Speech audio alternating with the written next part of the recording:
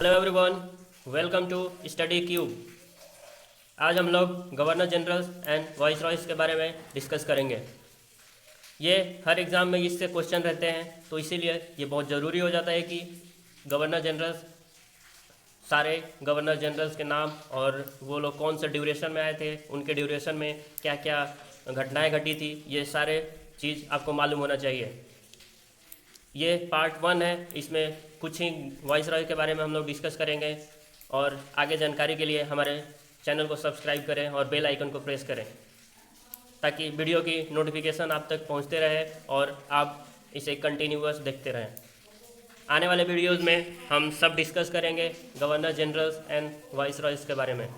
तो चलिए वीडियो को शुरू करते हैं। My name is Ashish Arya and you can follow me on Instagram with the same name and please channel को सब्सक्राइब कर लें। चलिए देखते हैं कौन कौन से वाइस रॉयस और गवर्नर जनरल्स हैं।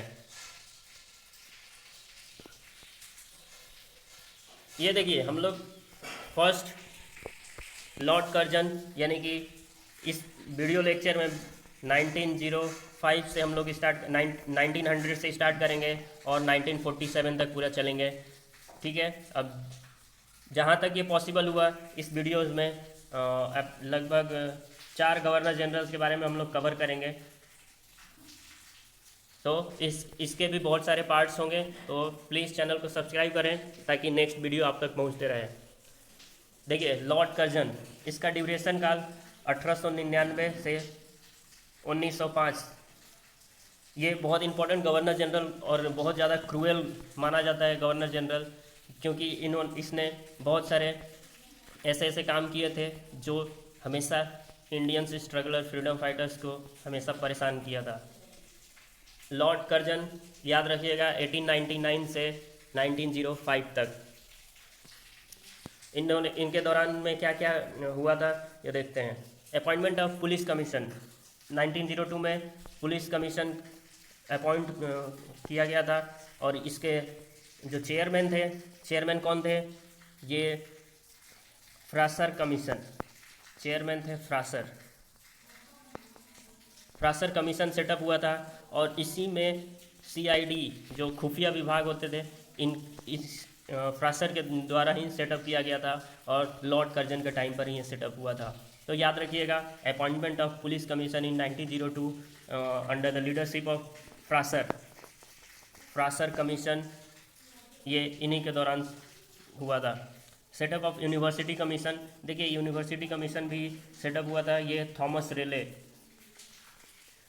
रेले इसके चेयरमैन थे और ये इसलिए हुआ था कि जो यूनिवर्सिटी में रिफॉर्म्स कर सकते हैं उनको देखने के लिए ये इनका यूनिवर्सिटी कमीशन का सेटअप हुआ था। और पेपर करेंसी एक पास हुआ था इनके दौरान पर। और ये देखिए, ये बहुत ही इम्पोर्टेंट है, पार्टीशन ऑफ बंगाल 1905 में इसी लॉर्ड कर्जन के दौरान हुआ था। और ये क्वेश्चन हर बार पूछते हैं किसके कौन से गवर्नर जनरल्स के काल में पार्टीशन ऑफ बंगाल हुआ था, तो आपका आंसर मालूम होना चाहिए, लॉर्ड कर्जन। ठीक है, Lord Curzon, partition of Bengal. और इसका एनलमेंट कब हुआ था, मतलब कि हटाया कब गया था इस पार्टीशन को? ये हटाया गया था हार्डिंग के दौरान। अभी आगे के वीडियो लेक्चर में देखेंगे, हार्डिंग के दौरान इसको हटाया गया था। अब ये देखिए, पार्टीशन ऑफ बंगाल कब हुआ था? ये पार्टीशन पूरे तरीके से हो गया 16 अक्टूबर 1905। ठीक है, अब ये क्या था देखते हैं।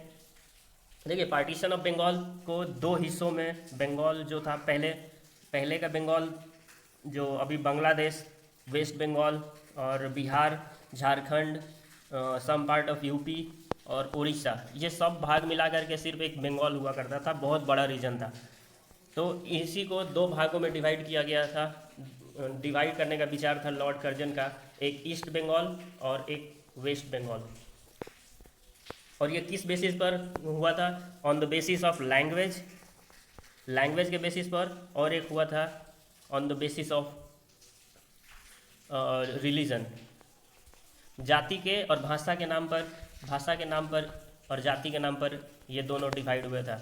अब जो जाति के नाम पर हुआ था। वो ऊपर वाला जो बांग्लादेश और वेस्ट बंगाल का रीजन था वो मुस्लिम एरिया घोषित कर दिया गया, और नीचे का जो वेस्ट में उड़ीसा, बिहार और झारखंड का एरिया जो था वो हिंदू मेजोरिटी स्टेट घोषित कर दिया गया।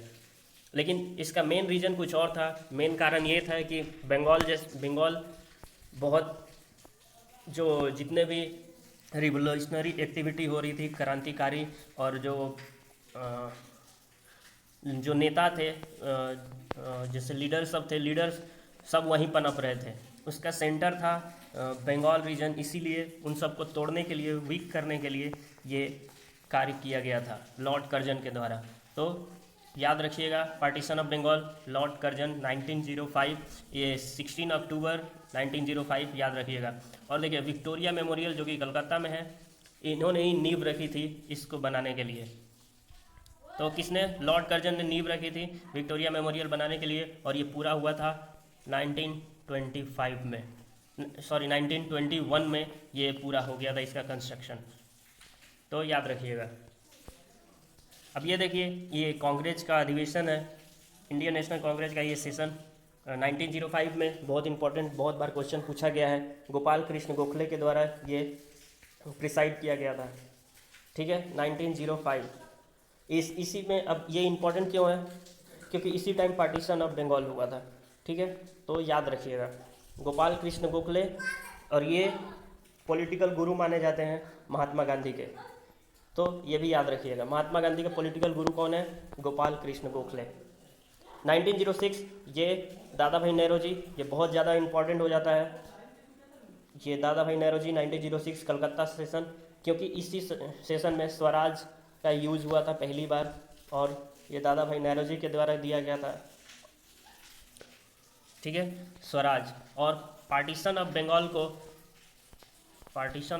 को रोकने के लिए जो एंटी पार्टीशन मूवमेंट चलाया जाना था, इसी में दादा भाई नेहरू जी के द्वारा ही कहा गया था, ठीक है। तो याद रखिएगा, कलकत्ता सेशन 1905, दादा भाई नेहरू जी। ये देखिए, ये भी एक इम्पॉर्टेंट हो जाता है, इम्पॉर्टेंट है 1907 का सूरत अधिवेशन। अब रास बिहारी घोष, इस किसके द्वारा प्रिसाइड किया गया था? रास बिहारी घोष। और यहाँ पर जो एक्सट्रीमिस्ट और मॉडरेट्स, इन दोनों के बीच में टकराव हो गया था, लड़ाई हो गई थी, और ये विखंडन हो गए थे दोनों। तो अब ये एक्सट्रीमिस्ट गरम दल के नेता, गरम दल, और ये नरम दल, इसमें कौन कौन से आ जाते हैं गरम दल के नेता में? जैसे लाल बाल पाल, याद रखिएगा, बाल गंगाधर तिलक, लाला लाजपत राय और बिपिन चंद्र पाल और अरविंदो घोष, ये सब गरम दल के नेता थे, मतलब कि एक्सट्रीमिस्ट पीपल। और जो नरम दल, जैसे कि दादा भाई नेहरू जी, रास बिहारी घोष, गोपाल कृष्ण गोखले और WC बनर्जी, और ये जितने भी जो ओल्डर लीडर्स थे वो मॉडरेट्स थे, ठीक है। तो ये सब याद रखिएगा। इन्हीं के बीच में टकराव हो गया था, क्योंकि जो एक्सट्रीमिस्ट थे वो बोल रहे थे कि हम कांग्रेस को लीड करेंगे, और मॉडरेट्स बोल रही थी कि नहीं, हम लोग को लीड करने दो।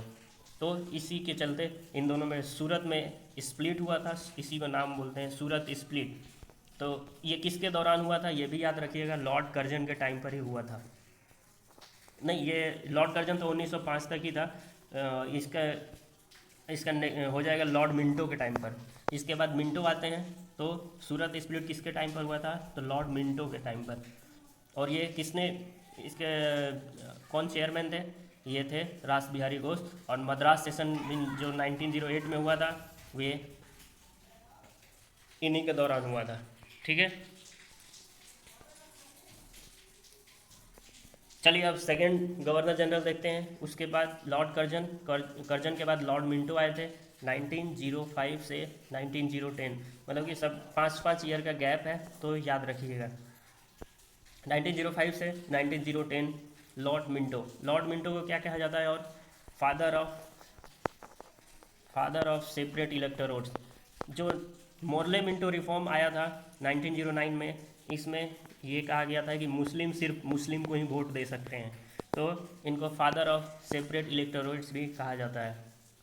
याद रखिएगा, मोर्ले मिंटो रिफॉर्म बहुत ज़्यादा इम्पॉर्टेंट है। ये मॉडरेट्स लीडर जो पार्टीशन ऑफ बंगाल के दौरान स्वदेशी मूवमेंट हुआ था, स्वदेशी मूवमेंट उसी दौरान हुआ था, बॉयकॉट किया गया था विदेशों के सारे गुड्स और सर्विसेज को। तो ये भी याद रखिएगा, इसी को शांत करने के लिए ब्रिटिशर्स ने मॉडले मिंटो रिफॉर्म लेकर आए और इसके द्वारा मॉडरेट पीपल को शांत किया गया। ठीक है, तो उसी में जो इंडियन की लेजिस्लेटिव सीट थी, इंडियन लेजिस्लेटिव काउंसिल में जो सीट थी वो 16 से बढ़ाकर सीधे 60 कर दिया गया। ठीक है, ये सब इसके फीचर्स हैं, तो याद रखिएगा। और फादर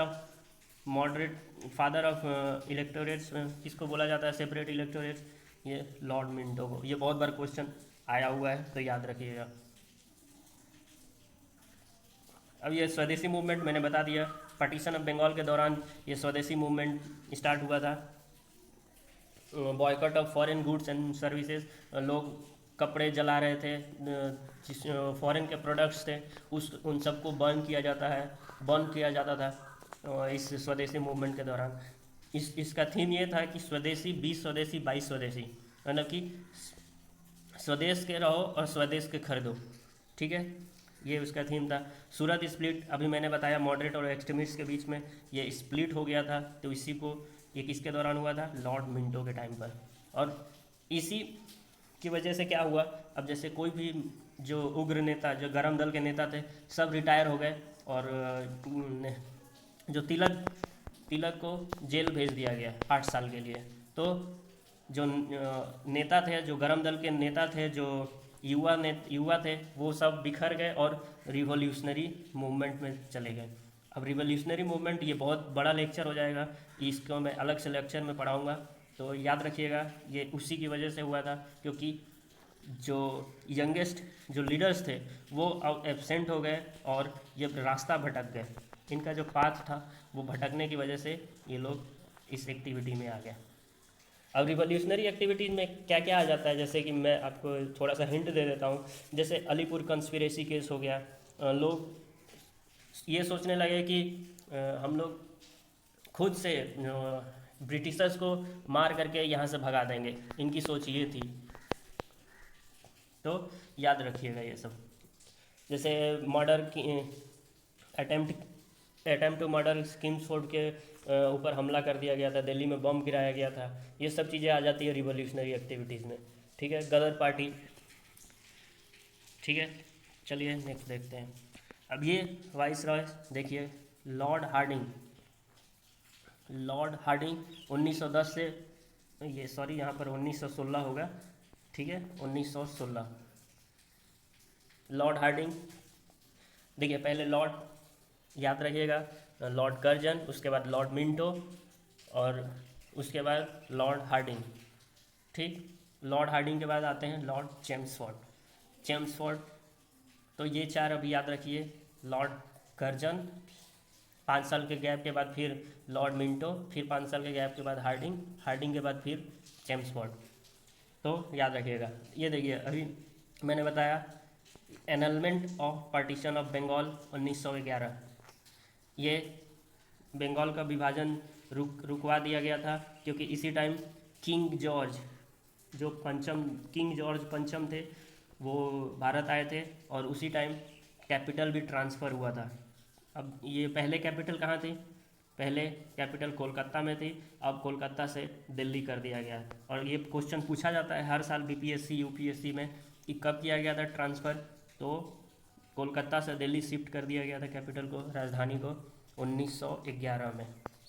ठीक है, तो याद रखिएगा 1911 में कैपिटल शिफ्ट कर दिया गया था। और इसी दौरान किंग जॉर्ज फाइव अपने वाइफ क्वीन मेरी के साथ में भारत आए थे। ठीक है, फिर इसी दौरान और हिंदू महासभा 1915 में इनका इस्टेब्लिशमेंट हुआ, और किसके द्वारा, मदन मोहन मालवीय। अब ये मदन मोहन मालवीय कौन थे, इन्होंने ही बनारस हिंदू यूनिवर्सिटी की स्थापना करी है। किसके साथ मिल करके, तो एनी बेसेंट भी हेल्प करे थे बनारस हिंदू महापीठ की स्थापना करने में। हाँ, तो ये सब याद रखिएगा। Commission on civil services 1912। अब देखिए इसमें भी एक सिविल सर्विसेज में इंक्रीज़ करने के लिए जो इंडियंस के पद होते थे इंक्रीज़ करने के लिए एक कमीशन आया था, और ये कमीशन बहुत इम्पोर्टेंट है। लॉर्ड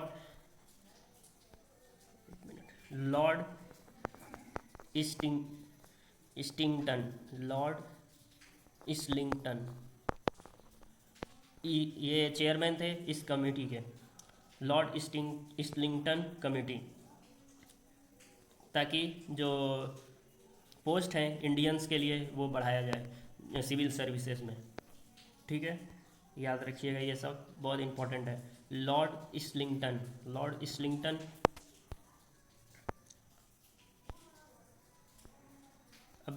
अब इनके दौरान जो जो कांग्रेस अधिवेशन हुए थे वो सब देख लेते हैं। देखिए कलकत्ता अधिवेशन 1911 इम्पोर्टेंट क्यों है? क्योंकि इसी कलकत्ता अधिवेशन में हम लोग का जन गण मन नेशनल सॉन्ग जो है वो गाया गया था, और इसके प्रेसिडेंट कौन थे? विशन नारायण दास इसके प्रेसिडेंट थे। याद रखिएगा जन गण मन। अब आप कमेंट सेक्शन में ये आंसर लिख के बताइए कि जन गण मन किसने लिखा है। ठीक है, AC मजूमदार, ये 1916। देखिए यहाँ पर मैंने सिर्फ इम्पोर्टेंट जो कांग्रेस सेशन है उन्हीं को लिया है। ठीक है, 1916 में लखनऊ सेशन AC मजूमदार, अंबिका चंद मजूमदार, इन्होंने प्रिसाइड करा था 1916। और ये इम्पोर्टेंट क्यों है? क्योंकि हिंदू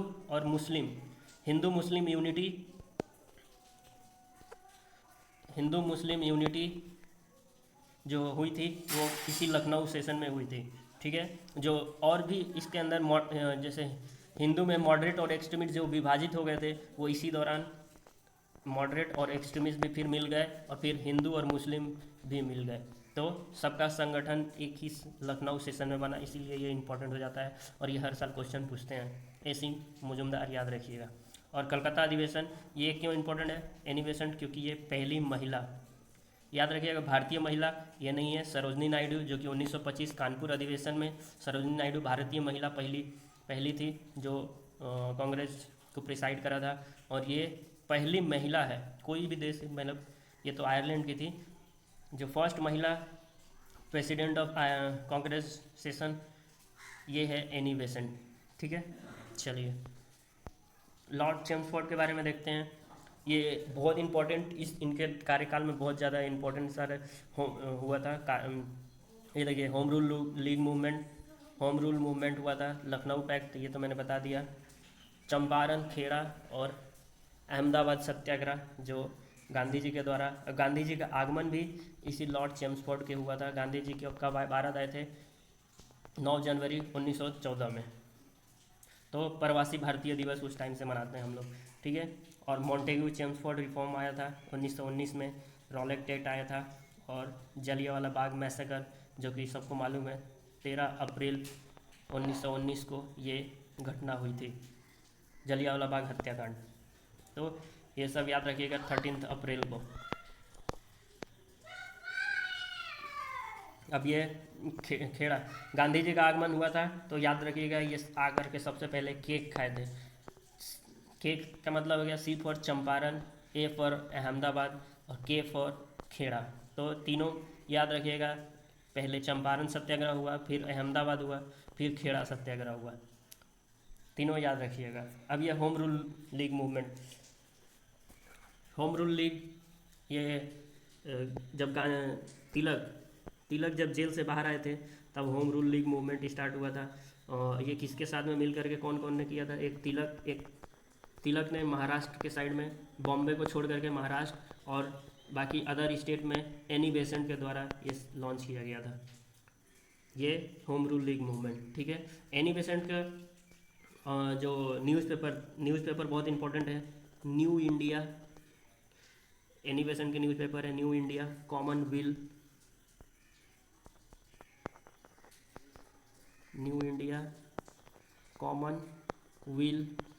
ये एनी बेसेंट का न्यूज़पेपर है, और ये आयरलैंड की रहने वाली थी निवासी।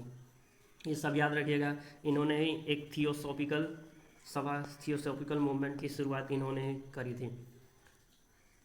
ये सब इम्पोर्टेंट है, क्वेश्चन हमेशा एग्जाम में कहीं ना कहीं से बनते हैं। ठीक है, तो अब ये फिर होम रूल लीग मूवमेंट का उद्देश्य क्या था, ऑब्जेक्टिव। देखिए, सेल्फ गवर्नमेंट बनाना है, जैसे आयरलैंड में है होता है उस तरह वैसे ही शासन का अधिकार यहाँ भी मिले इंडिया में। सेल्फ गवर्नमेंट का ये अधिकार मिले भारत देश को, ये उद्देश्य था होम रूल लीग मूवमेंट का। ठीक है, और ये बाकी सब इम्पोर्टेंट है, तो ये सबके लिए एक अलग से लेक्चर मैं वीडियो लेकर आऊँगा। ये बस आप याद रखिए कि ये चेम्सफोर्ड के दौरान में ये सब सारे हुए थे घटनाएं। अब ये देखिए, हंटर कमीशन। हंटर कमीशन का अपॉइंटमेंट हुआ था जो जो ये जलियांवाला बाग मैसेकर हुआ था 1919 में, तो उसी को रिपोर्ट सबमिट करने के लिए हंटर कमीशन आया था। तो वहीं इसमें हंटर कमीशन इसी दौरान आया था, तो याद रखिएगा हंटर कमीशन ये चेम्सफोर्ड के दौरान में अपॉइंट हुआ था। ठीक है, खिलाफत मूवमेंट और नॉन कॉपरेशन मूवमेंट ये भी चेम्सफोर्ड के दौरान हुआ था। और Calcutta university commission 1917, Calcutta university commission 1917, ये भी जो यूनिवर्सिटी में रिफॉर्म के लिए ये माइकल सैडलर कमीशन, चेयरमैन इसके माइकल सैडलर थे। यूनिवर्सिटी को रिफॉर्म करने के लिए ये कमीशन की गठन हुई थी, तो याद रखिएगा 1917 में चेम्सफोर्ड के दौरान ही माइकल सैडलर कमीशन की गठन हुआ था। और हंटर कमीशन बहुत इंपॉर्टेंट है, ये क्वेश्चन हमेशा पूछते हैं, तो हंटर कमीशन ये भी चेम्सफोर्ड के दौरान ही आया था। और खिलाफत मूवमेंट और नॉन कॉपरेशन मूवमेंट बहुत इंपॉर्टेंट है, ये हम लोग दूसरे वीडियोज़ में नेक्स्ट लेक्चर्स में समझेंगे। ठीक है, thank you, have a nice day. और प्लीज़ चैनल को सब्सक्राइब करें इसी तरह अगर वीडियो को देखना है तो।